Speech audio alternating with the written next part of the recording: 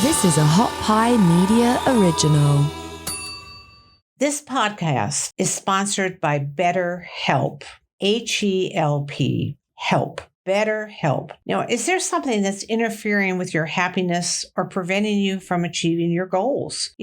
Everybody who listens to Stop Self-Sabotage has something that they want for themselves that they are not getting because they feel that they're frustrated or they wouldn't be listening. They want more. And personally, when I first became a therapist, I went into therapy because I was so hurt in an emotional relationship and I wanted to repair that. And BetterHelp is a place that you can do just that for yourself. BetterHelp will assess your needs and match you with your own licensed professional therapist. You start communicating in under 48 hours. It's not a crisis line. It's not self-help. It's a professional therapy done securely online. There's a broad range of expertise available, which may not be locally available in many areas. The service is available for clients worldwide. You can log into your account anytime and send a message to your therapist. You'll get timely and thoughtful responses. Plus, you can schedule weekly video or phone sessions. So you won't ever have to sit in an uncomfortable waiting room as with traditional therapy. BetterHelp is committed to facilitating great therapeutic matches, so they make it easy and free to change therapists as needed. It's more affordable than traditional offline therapy, and financial aid is available. BetterHelp wants you to start living a happier life today. Visit their website and read their testimonials that are posted daily. One of them is, Anthony wrote, "Karen is great. She's attentive, gives great advice, and really makes you think about your issues so you can resolve them in a fashion where you are comfortable." Visit betterhelp.com/SSS. That's better, HELP, and join the over 1 million people who have taken charge of their mental health with the help of an experienced professional. In fact, so many people have been using BetterHelp, they are now recruiting additional therapists in all 50 states. We have a special offer for you. For Stop Self-Sabotage listeners, you get 10% off your first month at betterhelp.com/SSS. As a therapist myself, I can't recommend them more sincerely. Go online, talk to them. They will be very attentive to your needs and they will get you the help you want. Hello, Annette. So good to have you on the program. Thank you for joining us. This is Annette Davidson, a soul therapist. Annette, tell us a little bit about your background, please. Well, Pat, I come from an really old family, a traditional family that were very much into the spirit world. I was born in Ireland many, many years ago. I was brought up with my mum and grandma in a small farm just outside County Cork. They were like what you'd call medicine women in those days today. They were practicing nurses, but they were also practicing the cards as well. And every evening we'd always say prayers to nature, prayers for the farm that we lived on. And it was always a part of my world growing up to see them doing the cards for people in the village. A little example I'd give you. My grandmother was so talented. We lived in a little farmhouse. It had a very big fireplace, the old-fashioned one, and it had seats in between. We'd sit there and we'd stroke the fire and the flames. And my grandma, she'd bring people from the village. She'd look at the flames. She had that capability of telling them if they were pregnant, if they were going to marry the boy next door, if the carrot field next door and their farm was going to get okay, the crops were okay, just purely by looking at the flames in the fire. she could see the future, and she was always accurate. So I was brought up with these things. We always had, I've got to laugh, we always had this barrel of rainwater outside the door, which would keep the rain in, because the rain was good for washing your hair and keeping it silky. But also, on a full moon, she'd have the young girls coming round, and she could see through the full moon. They would look in the barrel of water, she would, and she could prophesy who they were going to marry.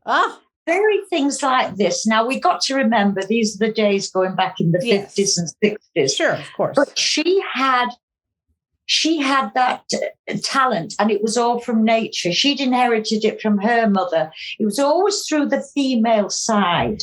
So I was brought up with that. Then we'd read the cards, ordinary natural cards.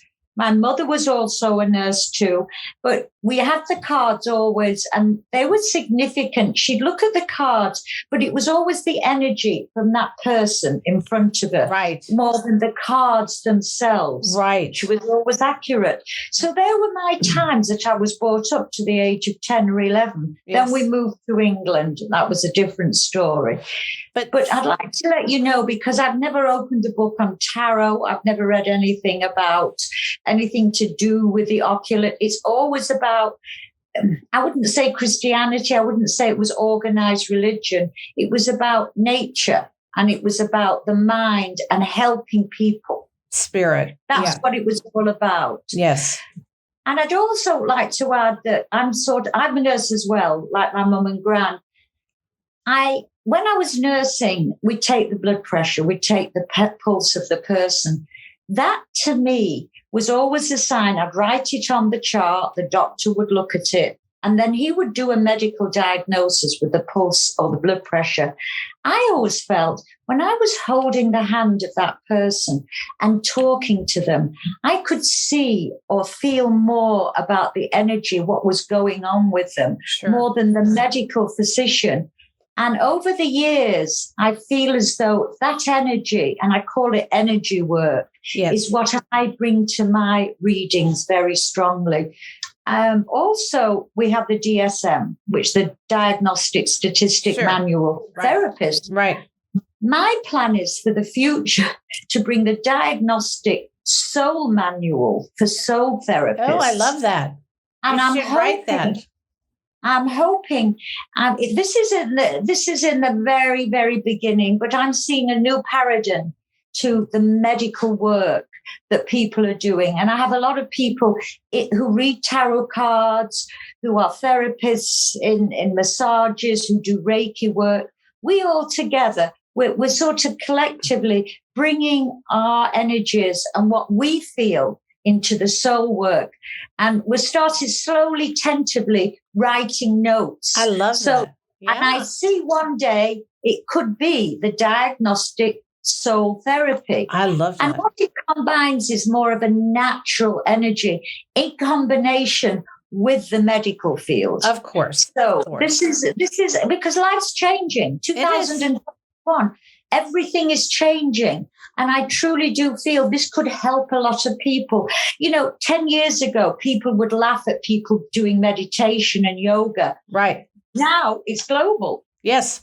Alternative medicine, soul energies, all these alternative therapies are really coming into the forefront. So your background was in Ireland with 3 generations, your mother, your grandmother, and you, all having the gift of reading energy and reading people's soul. So this makes me ask, what is the soul? What do you think is the soul? It's such an interesting subject. I'm going back to my grandma and my mum. God rest their souls in heaven. I always do the sign of the cross, the good Irish Catholic. But the soul to me is how they felt it. It was through nature. The soul is that spiritual part of that person, and it gives life to the body. It's the eternal depth. It's the emotional nature of ourselves. Yes. When I say emotional nature, it's the ability to feel peace, compassion, kindness, sensitivity, sympathy, not just for ourselves, but for others. And, I find in my work, I've been doing this work 40, nearly 50 years now, that's what is so lacking in our world today. Sympathy for ourselves and for others. Maybe a lot to do with technology, maybe a lot to do with the virus. We've had a year of complete isolation. People's minds have changed. I'm not sure whether it's ever going to go back to how it was. Right. So our emotional natures have changed. Mm-hmm. And kindness and compassion is something that's lacking in so much of today. So the soul is a connection then between in you and through you of these energies and compassion and kindness and it's hard to pin. Spiritual part, of course, yes. How we animate it or how we express it is through the kindness, the compassion. These are all things, and I'll sort of give you an example. I always say, cultural consciousness. Mm-hmm. Okay. Yes. Through soul music, soul food, soul brotherhood, soul sisterhood. We use an awful lot of that as an expression, but it's also cultural consciousness. So also it's a practical thing, how we use our soul through everyday things, how we eat soulfully. Sometimes we might meet someone and they say, oh, they're so soulless.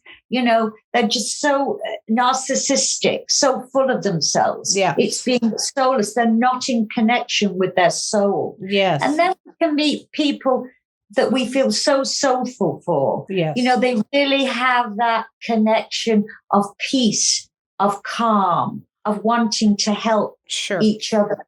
That's soulful. So they're just words that I see. And I've also got to add here, Pat, if you look at the history of art, I think art can tell us so much about the soul. Yes. I look at paintings, and I love paintings, the Renaissance period, Michelangelo, how he painted the Sistine Chapel. And I read about people asked him, how did you get those beautiful colors when you were painting the chapel? Mm-hmm. And he always said one thing, I didn't get them through any words or people telling me. It was through my dreams. And I just think that's so beautiful because our dreams connect us so much to that spiritual, that other life. Yes. And people like, Munch, the Norwegian guy, he painted that famous picture called The Scream. The Scream, yes. Yeah. That was people like in depression or so frustrated with themselves and mental illness. Yes. When people look at these pictures, it evokes an emotion in them. Right. That, what I would sense, is the soul. And as you are working with people, Annette, you are using the cards that you have in front of you. And in a minute, we're going to have a lady in here that you don't know, and you're going to do a little reading on her. But when you're doing that, and I know you've personally told me that you don't need the cards, you're essentially... What is happening? I channel. There you go. My mum and gran, they used to say, oh, the cards it's a tool for the person. So they see that I'm doing something. This is how my mum and gran used to say. And I sense that myself. Yes. I don't really need the cards. Right. They're useful. But when I do the cards, it sort of helps to draw their energy. And if I've got somebody physical with me, it makes them feel more at ease, that at least they can see the cards. Right. Or also, I also feel tarot cards can be very useful. I don't look at the negative side. I don't do the dark side of anything of that nature. Good. But the cards can be helpful. So each of my cards over the years, I look at them from a soul energy. Uh-huh. What does that person want? Like I might say the King of Cups. If that comes out a lot and the person's looking at a relationship that maybe needs more help, I can see that card, and that card might resonate with me, the energy of that card. I see. It doesn't necessarily tell me the true answer, but that soul energy can resonate for me. Well, it's basic. energy work I'm doing. Yes, but tell me how you're channeling. I mean, if the cards are helping, but they're not creating it. So you're channeling from a higher source, right? I channel, yes, I'm channeling that energy. How I can explain that energy is it's again, I can look at people like Carl Jung, the Swiss psychiatrist. He talks a lot about this. And I've read a lot about him, and he talks about the way in his he talks about Memories and Reflections, one of his books. He talks about how all our narcissism and our selfishness and all the negativity we have in life, that is also connected with our soul. So when a person is talking to me about all their sadness and what's happened, maybe they've had deaths in their families, maybe, they've got illnesses. That's the essential part, as well as the soul, as the highest point of the soul. He talks about it's important to have the sadness of life with the joy of life. That's the mixture that the soul combines. And when you combine both of them, this is what I feel, because I'm listening to people all day with sadnesses. Sure. And sort of, they don't, their lives are not balanced. Mixing it with their soul energy. And that's what I'm channeling, their soul energy with their problems. Combining that maybe in my reading, that's what helps them. How I do it is I always do meditation, and I've always helped people. I try to help people before I do the reading. Maybe put their palms out. If they're in a lot of stress, put their palms out on the table, close their eyes, and we just do a little bit of breath work for about a minute if they're in a lot of stress. Mm-hmm. That helps me. When I see that calm energy through the breath, through their breath, I'm receiving their energy. Yes. Okay. So that's what helps an awful lot. So the channeling is kind of going up, or I say up, but go into their soul and having that come through you to help give them some information about their lives. So the pain that they're experiencing at that time, I somehow can connect with it. I connect with it because I'm sensing their energy. It's a sense of energy. It's an emotion. Sure. Now, it's very hard to express an emotion, but I can channel that emotion of what they're saying to me. And I use my higher power. I use my spirit, whatever you want to call it, God, the higher power. I use that, and I ask that power to come and help me with that person. Yes. In that moment that I have with them. Right. And it's always helped. It's a belief. It's like a faith. I have to quote something, the old Catholic catechism, which I was brought up with. And the nuns we had to remember a page every day in the catechism, the old nuns. Yeah. The only thing I ever remember, and if we didn't, they'd slap us on our hands and our knees. But the only thing I've always remembered was the third question in the catechism, and it was, what is faith? Because I think all what I do and what my mother and grandmother and what healers do is have faith in a higher power. And the question in the Catholic catechism was, what is faith? And the answer was, faith, it's a supernatural gift from God, and it's freely bestowed upon us for our sanctification and salvation. Now, that was the old catechism from 60 years ago. Yeah. I used to question to the nuns why we're not supposed to believe in the supernatural. And they would say, read another page. They would never answer that, because supernatural was banned in the Catholic Church. Sure. But that's what it is, really. It's something beyond it's beyond our thinking. It's beyond our brain. And, the brain is that's the thing. The brain is a thing. It's got veins. It's got arteries. I understand as also the prefrontal cortex. They're finding out intuition can come from there. Sure. These scientists, I understand that. But the soul is not a thing. No. Yeah. The soul is the energy from that higher power. Yes, I understand. And it's understanding, because when we look at heaven and what is heaven, well, that's another area that we might talk about, because it's a different energy. Yes. Complete specific energy. I wanted to ask you about that, because I know that you have the ability to bring in deceased relatives, deceased family members, all the, husbands, wives, whatever. And as you do that, and as you, have them talk through you to a person, you're getting a little glimpse of heaven and angels. And what is your idea of that? What have you gotten from doing that? Well, what I've gotten from it is a true belief that there is a heaven. Now, the word heaven is appropriate, I think, in every religion, but the interpretation of it is like the Christians believe. Okay, the Christians believe in the highest point that you can ever get.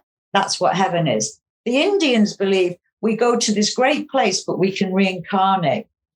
The Buddhists believe, and they describe heaven, they believe in, and this is interesting, the Buddhists, they believe, there's a book called The 40 Days, the Tibetan Book of the Dead, and it talks about when we die, we go through 40 days of open the doors to see until we get to the 40 days is over. Then we go to the highest place.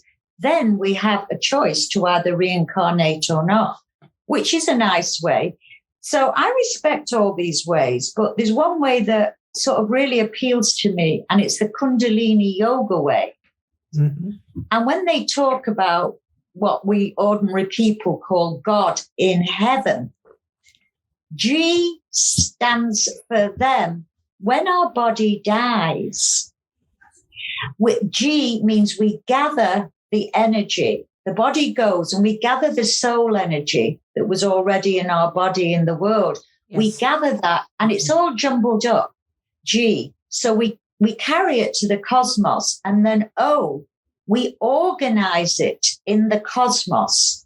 And then D, we deliver it to the highest point, which some people will call God. Some people would call that universal, forever, eternal place where we go. I personally like that description rather than the other religions, because to me, it's more common sense.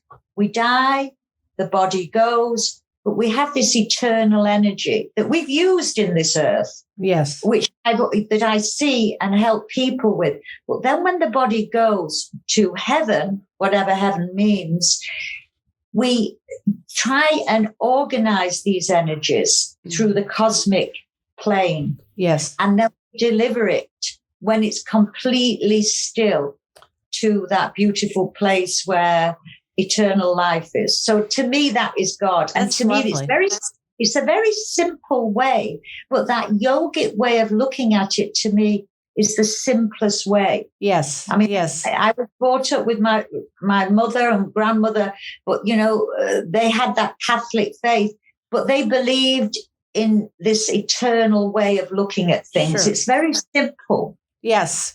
It's they didn't, very spirit. It was a spiritual way. It was a soulful way of looking at what is heaven. Of course. Now, when you have channeled these souls that are in heaven, you and I talked before we were on here, right? And you were saying some of the things about what happens in heaven that I found fascinating. So tell me a little bit about, from these channeled energies, what you've learned about. They don't have a body, obviously. Well, what I've learned is I'm very close with my mother and gran. They've been dead for 40, 50 years. Yeah. I talk to them every day, Pat. Wow. Which is peculiar, but I still hear their Irish voices, and I talk to them because we were so close. But what I see with them is they went through, when they passed over to the other side, it took them time to organize themselves in the great cosmic energy. to deliver themselves to that peace. So, I mean, I always remember when they passed, I never sensed, I couldn't feel them for about 3 or 6 months. It took them time to organize themselves and to gather themselves until they found where they had to go. And then they came to me very strongly. And I mean, it's sort of, I see the both of them always. It's like they're at the cocktail bar in heaven because they like to drink. And I do believe our bodies do go past into the cosmos, but we're purified. We don't have any of the illnesses. We don't have any of the neuroses that we have. The body and mind and spirit become very pure and clear. Yes. Once we're delivered to the highest point. And, you know, they tell me that they meet my family, my friends, my sort of boyfriends that have passed over. They're all with them.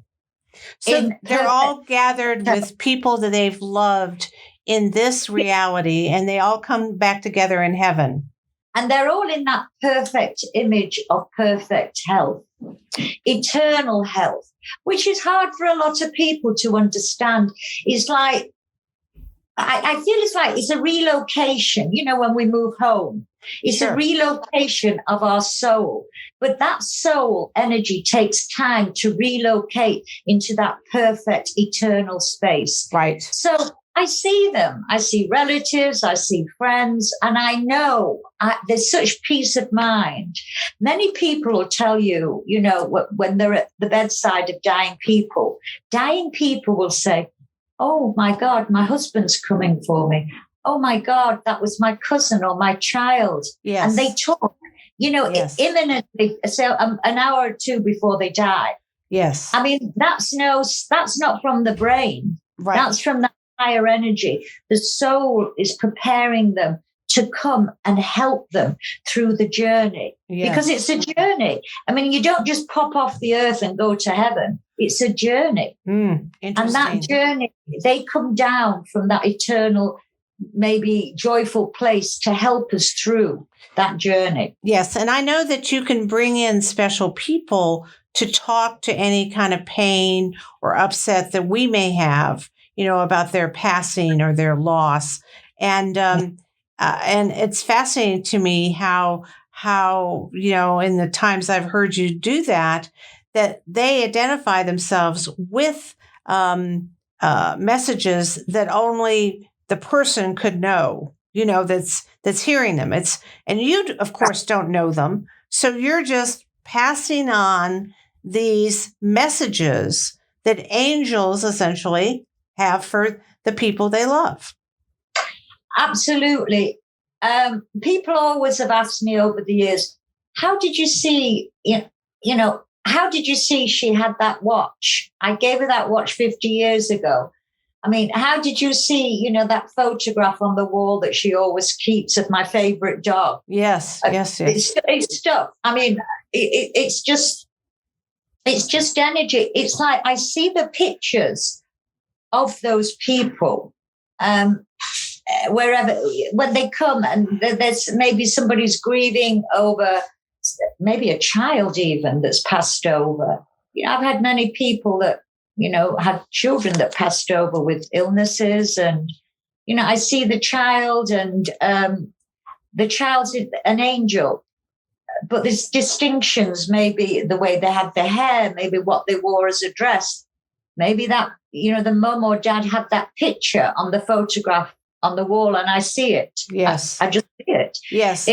But it's a complete validation to the person you're talking to that you really are talking to that deceased relative. Soul. Yes. Yes. I'm talking to the soul. You see, sometimes if that soul hasn't gone past the, you know, sort of the organization, the generation of the soul going to the highest point, that's when my difficulty comes in, because time, sometimes people have to, you know, like the Tibetan Book of the Dead. I like that one because you've got to go through 40 doors before you reach nirvana. Right. They might have only gone 20 doors. So sometimes I say, yeah, I'm having difficulty here because they've not reached that high point of heaven or exaltation yet. So I can get glimpses. But once they get to that point where they're truly in that divine point, I shouldn't say it's easy for me, but it's more, it's clearer for me to help. Yes. And you have been a great, great help to many. And we're going to have a little demonstration here today. And you've agreed to this. And we have a wonderful volunteer here. You want to come in? Come on in. Oh. And we're going to have Kelly here. Kelly and Annette. Annette, Kelly. Can you see Kelly? Hello, Kelly. Hello.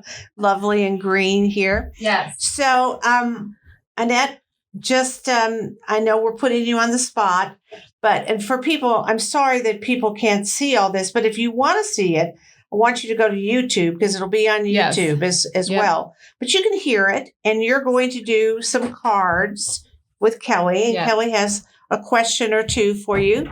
Kelly, go ahead. Well, thank you so much for having me here today. Appreciate it. Of course. So I just have a question about my mother who died in 2008. She was a nurse, and she passed away from dementia, frontal lobe dementia. And so my fear is that that I'll receive it as well. So that's my biggest fear. Yeah. So the question is, will you have that? Right. Okay, Kelly. Your mum passed 2008 with dementia. Yes. And you're concerned whether you should or you do get it yourself, if you're going to get it yourself. Mm-hmm. Okay. What I do is, first of all, I'd just like you to put your palms on the table, Kelly. Okay. Palms up. Okay. Yep. Yeah. And just close your eyes for a moment, because this is a very medical question. Just close your eyes. We're going to do 10 deep breaths. I just want you to inhale very slowly. 5 breaths. I'm counting. Inhale. 1, 2, 3, 4, 5. And then exhale slowly. 6, 7, 8, 9, 10.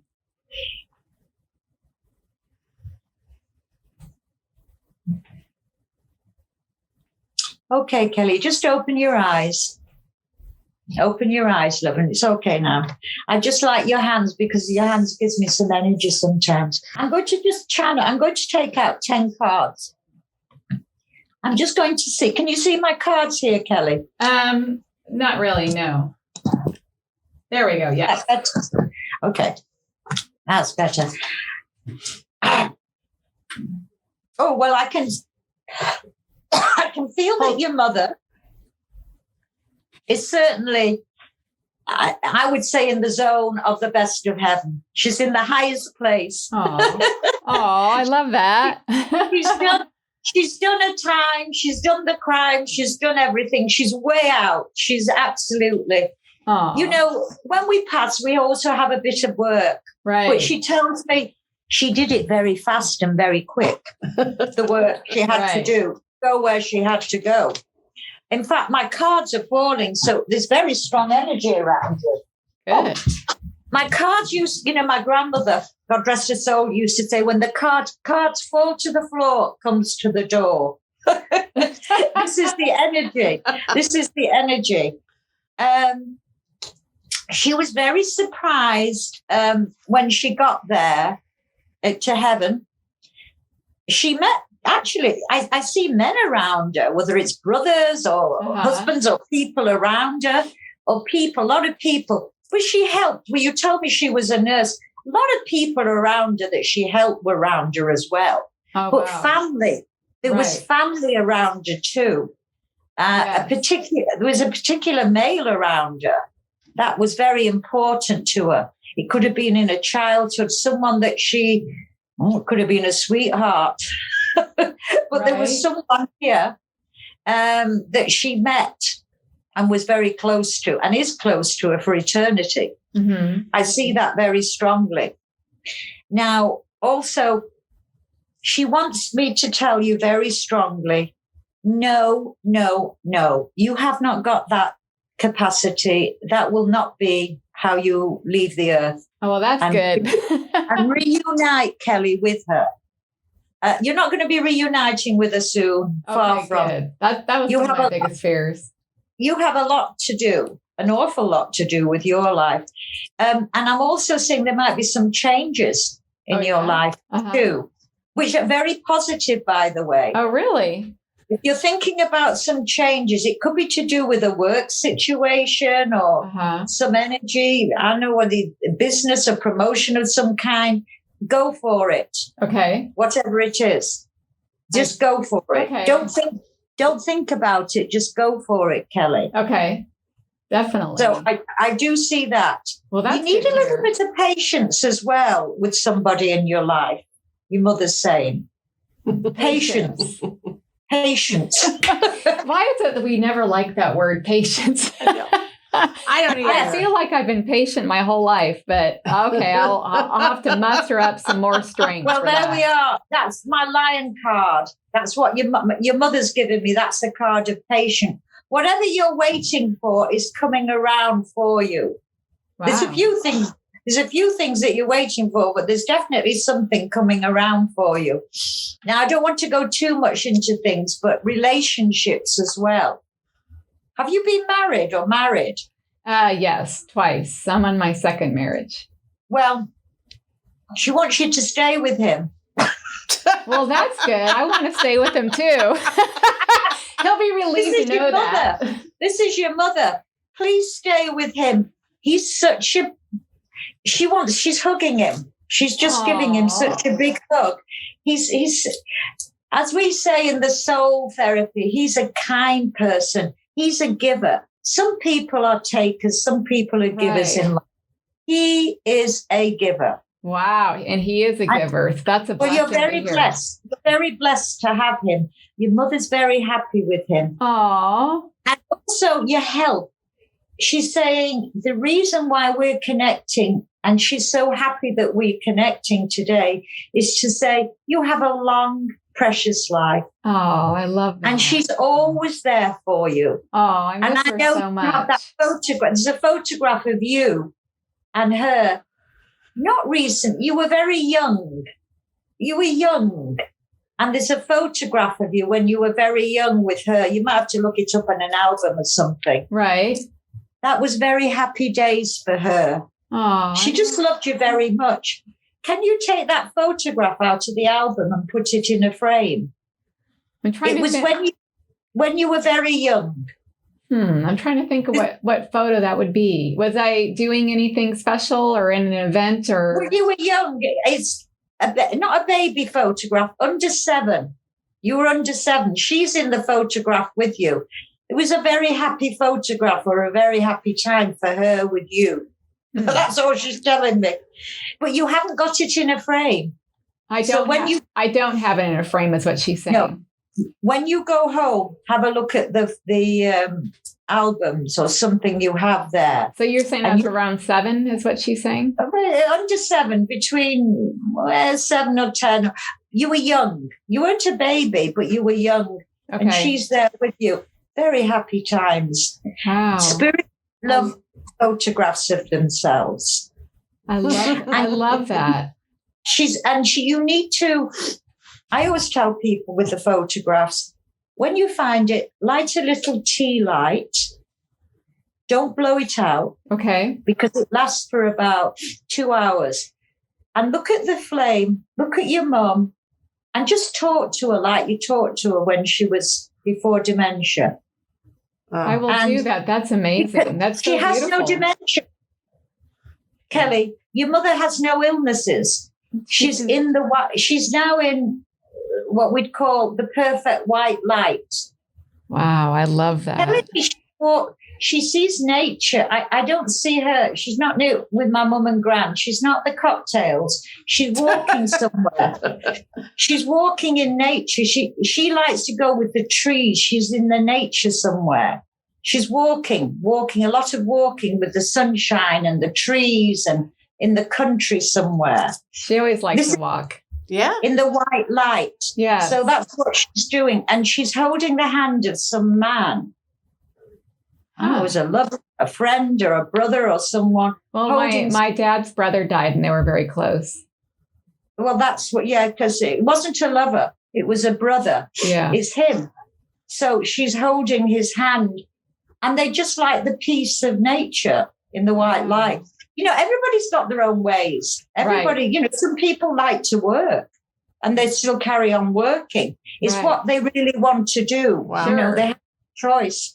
So that's your mum. Oh, thank you so much. That is so amazing to hear that. My brother and I I'm the oldest out of the two kids, and each of us have always been I'm 50 and he's, I guess 48 maybe. And we both of us have been terrified that we would get the same illness that ultimately to her demise. You don't need to take the test. She says there might be a test to see that. You don't need to take it. That's not. You're both healthy people. Woo, that is such a relief. I love that. I love hearing that. Thank you so much. I'm glad you had the courage to ask. Yeah. That's a hard question. Thanks for listening. You can find more episodes and all of our other Hot Pie Media originals baked fresh daily at our home online at hotpiemedia.com, the Hot Pie Media YouTube channel, or wherever you listen to podcasts.